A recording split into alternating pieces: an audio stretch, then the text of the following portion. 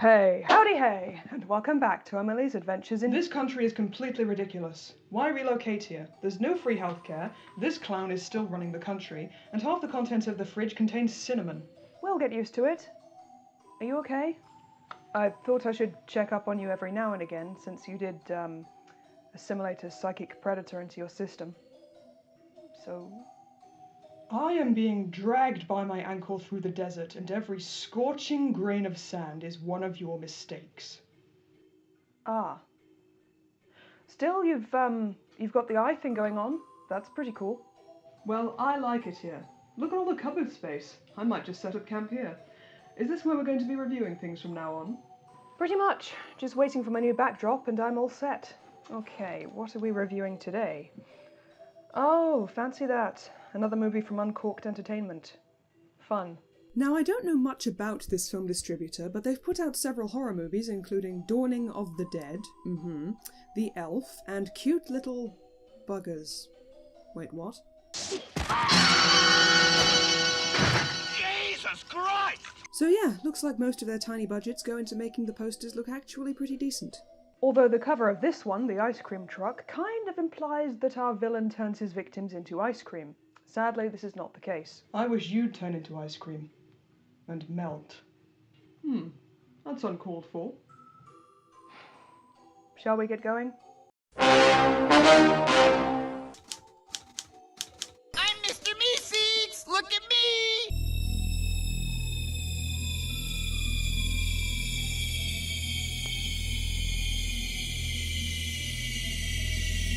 Here we have the opening credits and no cars driving at the moment, just stationary shots of the suburban homes. Maybe they're trying to homage the first Halloween movie? Yes, riveting stuff. I can only assume that the director of this movie harbors secret fantasies of becoming an estate agent.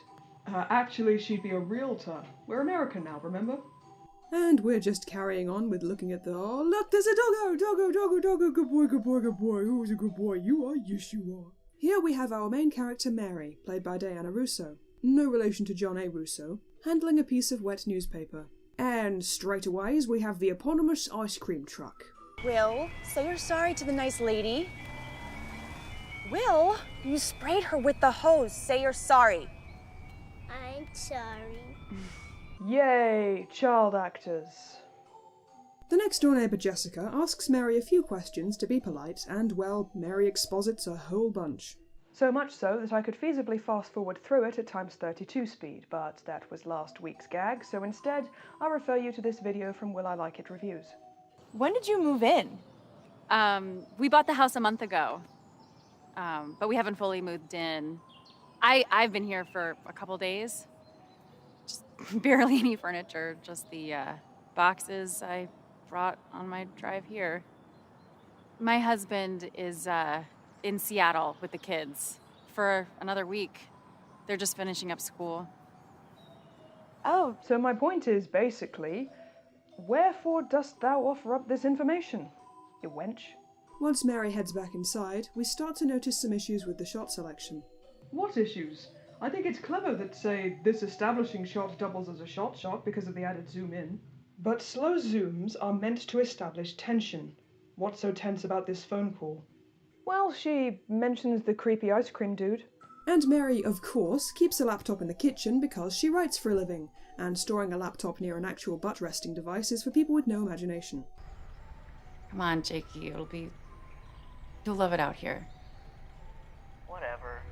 Apparently her son is Troy from the last movie. So once the phone call is done with, we get to meet the overly creepy furniture delivery guy, who gives her the slow glance up and down. To be fair, he's far more believable than our main villain. She decides this is the perfect time to change her clothes, leading to this exchange. Sorry, I thought you knew I was coming in. I did. I just... see some people knock. No, this one's on you. Everybody knows that the correct procedure is to offer the delivery guy a beverage and lock doors behind you if you need a little privacy. Unless you're in a more adult movie than this, in which case anything goes. Hi. Hi! Ah, neighbours! Okay, these ladies aren't quite on the same level as the Stepford wives, but the way they're standing and speaking makes it seem as though they're a single hive mind in the shape of three desperate housewives. I'm surprised they didn't give her a look about the delivery guy. You know the one. Maybe it's deliberate. This film could have to do with the horrors of conform or die suburbia, like Donnie Darko or Edward Scissorhands. Well, that would be nice, but what does that have to do with ice cream? Oh, sure, just relate everything back to food, why don't you? No wonder you're so fat. You're imagining me as a taco right now, aren't you? Pathetic. Anyway, Mary is invited to the graduation party of one of their teenage sons, Max. And there's something about his face that is quite, I don't know, punchable. Well, yes, that's because he looks like an amalgam of 5 different YouTubers. Where are you guys going if this is your party? You really want to know? Yeah? Smoke could do. Oh wow, Mary smokes too? Gee whiz, she is so cool. And he's so cool. Marijuana is cool. Can I have a sip of your beer, please? Thank you. But it turns out Mary can't even handle one puff. You so do not seem like a grown-up. Tracy, that is the nicest thing anyone has ever said to me. And losing cool points by the second. Hey, not a word of this to anyone, please, because I'm a mom. Yeah, it's a suburban neighborhood. You'd be surprised how many housewives are smoking the devil's lettuce. Eventually Mary is done hanging with the kids and joins the graduation party. They're all standing in a row again. I always stand in the center because I'm the one who was in Bruce Almighty. You clean up nice. What a backhanded compliment. You looked like refried shit earlier. Meanwhile, Max's friend Tracy gets the munchies and approaches the ice cream truck from earlier, which is still making the rounds at night. But she doesn't recognize this glaring red flag, probably because the weed from earlier impaired her judgment. And like many young ladies in horror movies, she ignores the creepy vibes our villain exudes and clambers right into his van. Can I interject here? I think it's quite refreshing to know who our antagonist is right off the bat. Plenty of slasher killers these days retain their identity until the twist reveal, and I think that makes for a weaker antag. I suppose so. Disney animated movies in recent years have had kind of the same problem. Exactly, so kudos to this movie for naming our killer right in the movie's title. Yes, too bad he sucks. Also, the title of this is The Ice Cream Truck, not The Ice Cream Truck Killer. Learn to read. Well, let's be fair to the guy. Okay, the ice cream truck driver, who doesn't have a name, so I'm calling him Colin, had potential. On paper, most of the things he says are fairly creepy. Rum raisin's my favorite. Ew, what is that? It's probably more of an old-fashioned flavor. I've talked about this before, but any character who talks lovingly about dairy products really makes my skin crawl, and I have no idea why. So he has that going for him. However, I feel the performance needed to be stronger. Maybe the character could be more unsettling in appearance, or deliver his lines with more conviction, or maybe...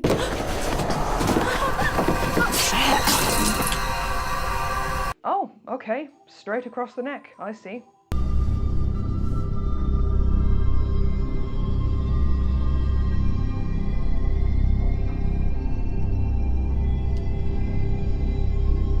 I thought rum and raisin was your favourite. Waste of ice cream! Holding the shot too long again. I love this movie. Remember this hairpin, because it's going to be very important. Hey, where are the teenagers at this graduation party? Or is this an extreme case of Dawson casting? Actually, now that I think about it, there's no way this Max kid is only 18 years old. The actor looks the same age as Diana Russo. You miss your husband? Yeah. Well, if you ever had the desire to cheat, now would be the time to do it. I have a really good vibrator. Oh, that's inappropriate? Here comes another swaggering bastard, because men just can't keep their eyes off Mary. Ugh, I can't stand men who chew on cocktail sticks. So when Mary gets home, the kitchen light is on when she left it off. Oh no, the switches aren't working. Luckily her pool is an excellent source of light.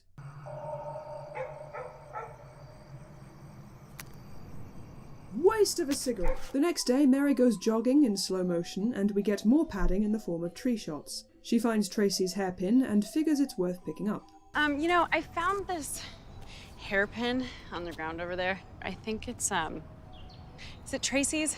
This scene is confusing for a couple of reasons. It's odd enough that Mary considers this pin to be so remarkable and remembers that it belonged to Tracy.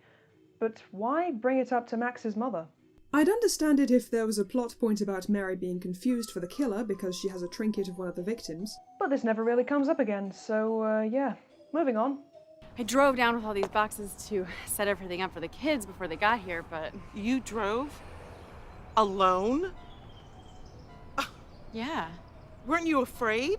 Nobody told you about the ice cream guy? Well, I hope you were carrying a gun, at least. No. No, I don't own a gun. Well, you need to go get one. There's a lot of crazies out there, you know. Ah! Like people who own guns. Oh, hello. Everyone, this is CP from Will I Like It Reviews. CP, this is Braggart, Killjoy. Okay. Do you not see? He can see us, he's just pretending not to. We're completely visible. Yes, or what would we be doing in your reviews? Please look at me. Do you want to join us? We're just ripping into the ice cream truck. Allow me to pad my answer.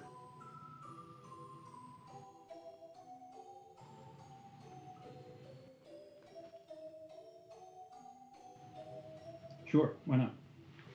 Mary books Max to come do her yard work, which he told her was code for dealing the marijuanas. Do some work, woman, Jesus. I'm not lazy. I'm a writer. Here's my laptop to prove it. Max turns up with his entourage and proffers the wacky-backy. But she really does need yard work. So good job that he brought Nick and Joe and all the gardening equipment in the world. Gotta get some ass. Later, dudes. Oh, thanks a lot, Nick. Sorry. Where's he going? What do you call the opposite of a gentleman caller? That's a good question. A lady receiver? Hello there, young fellow. Young. Okay, sure. Might I suggest pralines and cream? 2 chocolate cones, please. Well, doesn't that sound delicious? This guy gives the second chocolate cone to his girlfriend. And what do you know, Colin shows up moments later to just slaughter them and waste more ice cream. And instead of scooping them, he just batters them to death. Well, points for not taking the obvious route.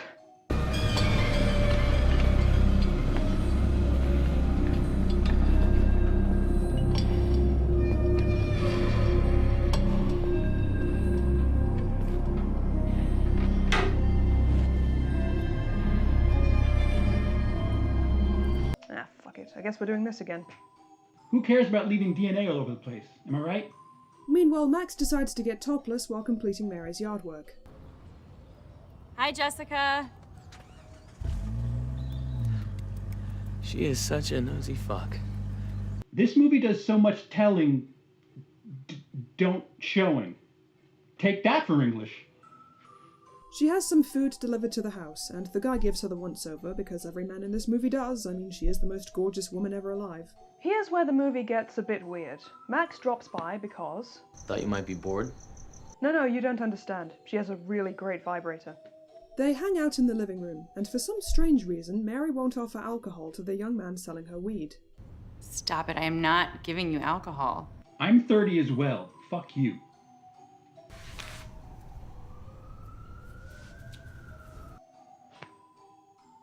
You should sit on the couch closer to me. No, why don't you sit over there? I prefer that. I love this song. Oh no, he's setting the mood. How gross. Oh, okay. Yeah. You are too young to know how to dance like this. He twirled you. Why do you need my number? Just in case? Just in case what? Look, you could have mine too. You know, if you need yard work. Is that Mary over there? And ICT dude is lurking. Or is he?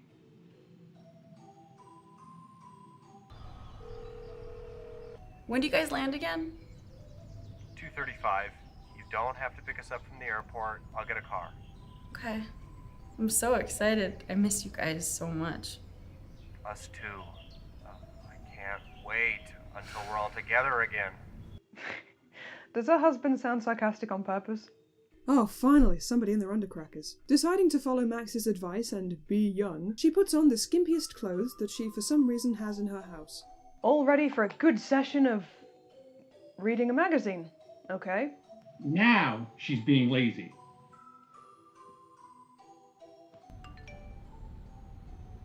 Ew.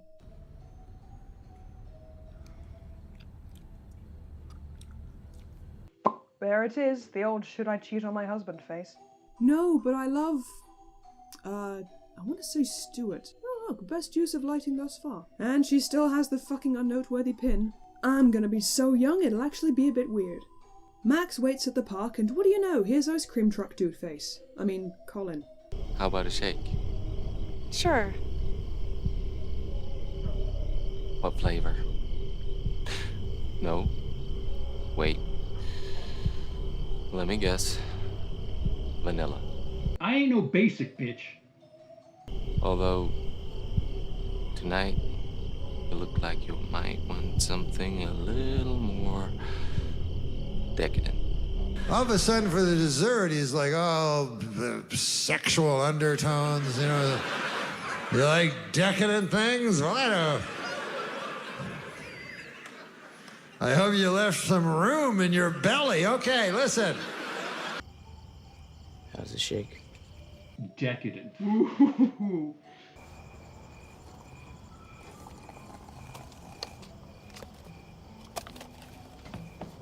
You dick! I paid $4 for that. And we're doing this Oh, it's over. Never mind. And afterwards she says they can't do this again, on account of being old and married. You know, the same thing she was before they engaged in playground shenanigans. You made me feel young again. Ugh. Oh, thank God it's Colin. Max does the pointlessly heroic thing and sacrifices himself in a bid to draw Colin away. Max!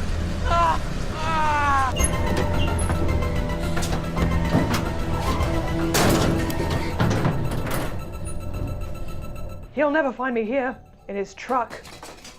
What the actual hell? Oh look, we're getting a shower scene. Isn't that nice? Hello? Fucker! So she manages to incapacitate him just enough to make her escape. Oh my god! Oh my god! Jesus!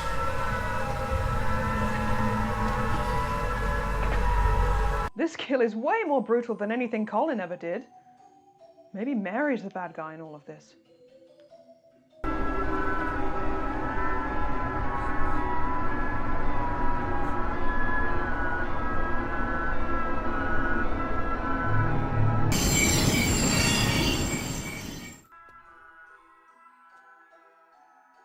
Well, the movie ends the next day. Of course, Mary doesn't call the police. She doesn't show the slightest shred of guilt or remorse or trauma because hubby and kids are back and that's all that matters. This movie makes me sick. You all make me sick. I'm going to go sit in the shed.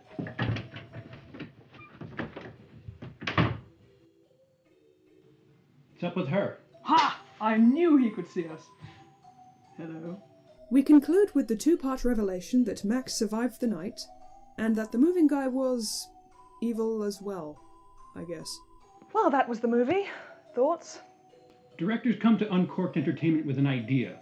I.e., we want more blank elements, and then the company proceeds to shoehorn other shit in there. I believe the director may have wanted to do more of a woman in suburbia type thing, but wouldn't have received funding if she didn't do something horror-ish. Yeah, sounds like it could be the case. I think the movie could have done very well if it had focused more on the perilous neighborhood and the facade that's cast over it. It's not clear if the desperate housewives are putting up a front or if they're even aware of the killings. Colin and his victims are almost incidental to the plot. Like Killjoy said, there's nary a police officer to be seen, which is kind of odd. But we have to be kinder to this movie than we were with Krampus Unleashed. That was piggybacking off the success of a movie from the previous year. This one has a distinctive look and feel and real potential. I suppose so. Why don't we give this one, say, 4 jam sandwiches out of 10? Oh, are you doing the lingering thing again? Okay.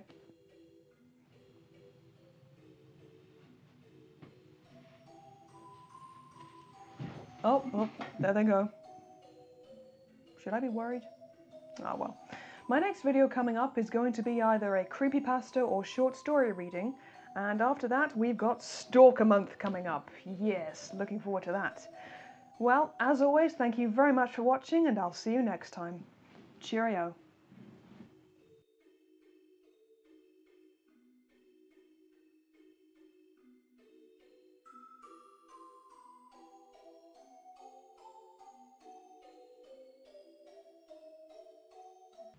I really didn't see them.